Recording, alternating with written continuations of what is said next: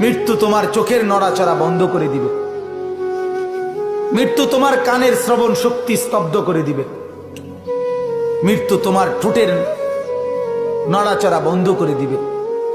মৃত্যু তোমার জবানের শব্দ উচ্চারণ আওয়াজ বন্ধ করে দিবে। মৃত্যু তোমাকে তোমার কণ্ঠস্বর স্তব্ধ করে দিবে। মৃত্যু তোমার জিহ্বার সব স্বাদ বিনষ্ট করে দিবে। অচিরেই রূহ চলে যাবে, আর কিছুই থাকবে না তোমার।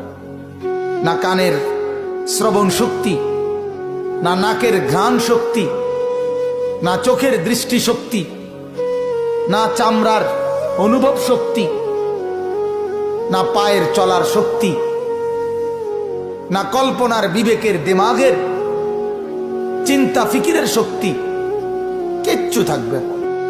আল্লাহর নবী এটাই বলছেন, সব কিছু নষ্ট করে দেয়, মিনিটে স্তব্ধ করে দেয় যেই জিনিস, সেই মৃত্যুকে বারবার স্মরণ করো, বারবার স্মরণ করো, বারবার স্মরণ করো।